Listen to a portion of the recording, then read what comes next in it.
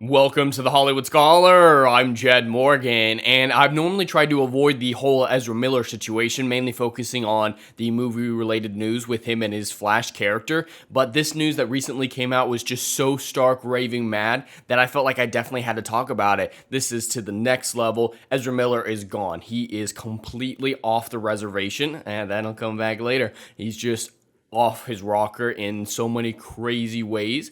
And I normally don't try to judge people for mental illness, but this type of stuff is well beyond the normal bounds of judgment free. This is, you are a danger to society type level stuff. And we have this article here from Bound in the Comments, just kind of puts all the news here together.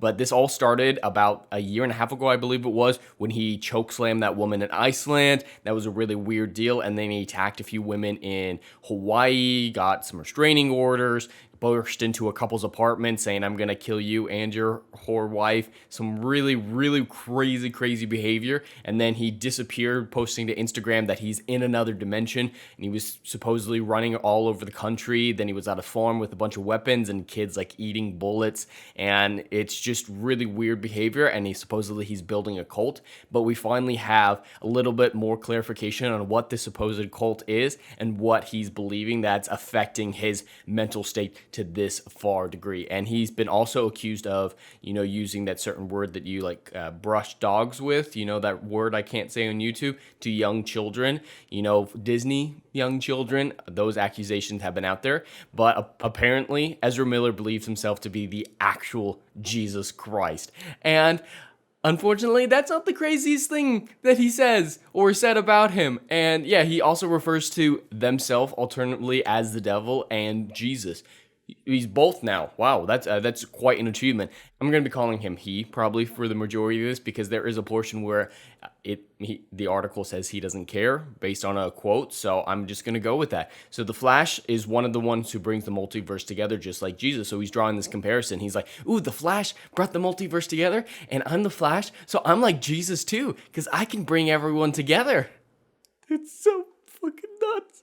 And so a lot of this apparently happened surrounding the divorce of his parents. Apparently that's where it really started. Some mental health concerns with the combination of complex stress-related issues. So yeah, the divorce, everything to do with the big role of the Flash, Fantastic Beasts, Fame. It was just kind of a concoction of a lot of stuff happening at once that affected him to this behavior. But apparently he had some sort of medicine man traveling with him, being his own personal spiritual advisor all the way back even in Iceland. And apparently he was there during the chokeslam, and that might have been included in all this. Maybe it wasn't just a random drunken encounter like we all thought, but this medicine man is saying this stuff here. Sometimes he uses male pronouns because he doesn't harp on the non-binary identity being acknowledged while in private conversation. So that is something that will come back later, but it's interesting. A lot of people believe that a non-binary, when it comes to celebrities and stuff, is more for popularity's sake and to be hip and cool. That's something that we've seen with the younger generations as well, and that's also been accused at Ezra Miller, because he definitely has only ever been seen in straight relationships, and there's just a lot of stuff going on with there that not a whole lot of people believe this new identity of his, and it seems like he doesn't even believe this new identity. So it's trending kind of situation going on here. But the medicine man went on to say he'll talk about the multiverse and the medicine and how he's the Messiah and what his work is here. The source continued.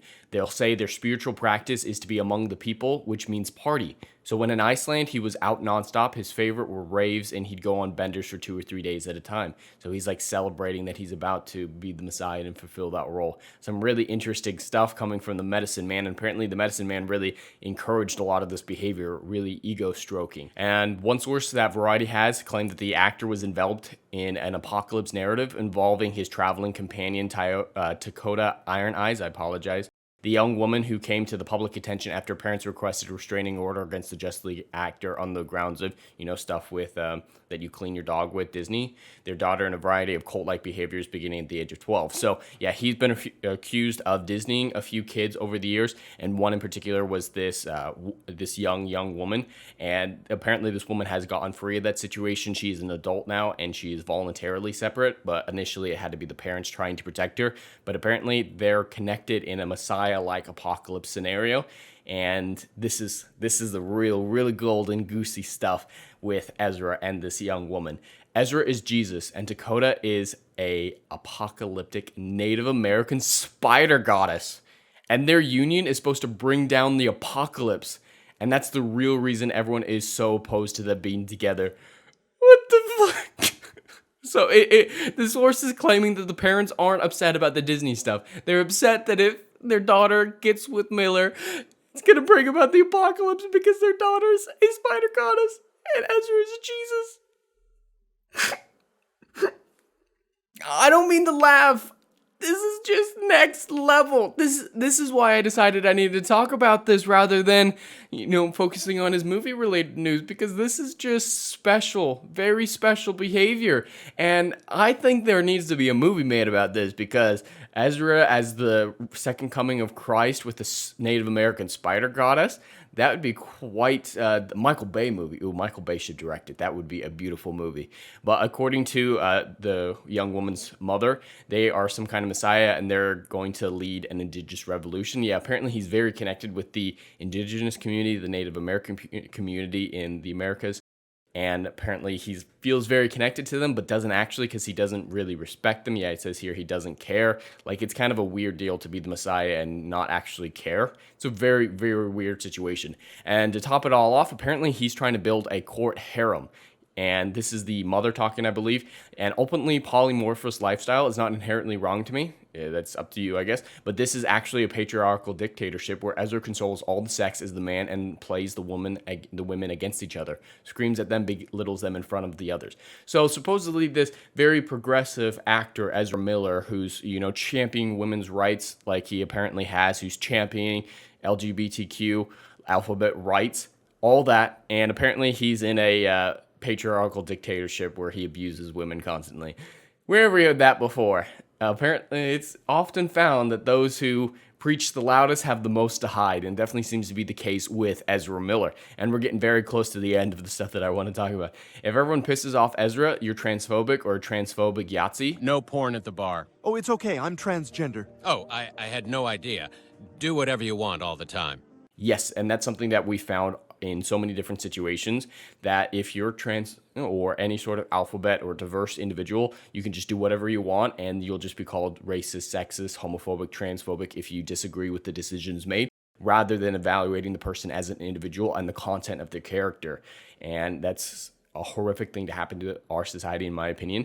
And that's kind of another thing that kind of leads me to believe that Ezra is just being like trendy with the situation, because in private, he doesn't care if he's called a he. And now he's just weaponizing his transness to defend himself. And that's not a great thing to do, in my opinion. That's a very shitty thing to do, actually, because we're going to protect our daughter. They're trying to point out that Ezra's done harm to our daughter. Now we're transphobic. So yeah, this is the parents talking like, hey, we tried to defend our daughter and apparently we're transphobic. It's like, no, they were right to defend their daughter because, she was underage, getting Disneyed, and he was trying to bring about the apocalypse with her, which is not something that you want to talk about. So yeah, trendy, I think, is definitely a term that applies to him, and complete raving lunatic is something that I also think applies to him. The second coming of Christ, because he's the Flash. That's quite the mental break. I do, of course, absolutely hope he gets the help he needs. I've struggled with mental illness in my life as well, nothing to this level, but I understand the necessity of getting help, and I really hope that he is able to recover.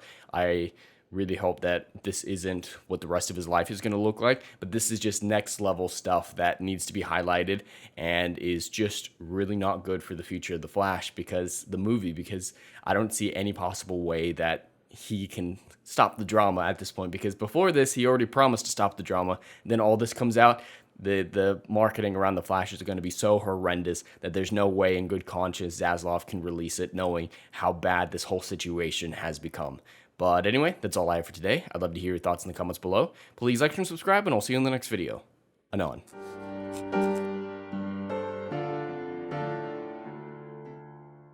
If you like what I do here and want to see good, compelling stories that Hollywood will no longer give you, check out my book series, Odyssey of a Phoenix, a mythological epic about philosophy, morality, and modern-day mental illness issues. Books 1, Down in Flames, and Book 2, Apocalypse Then, currently on sale. Book 3, Kill the Dark, coming soon.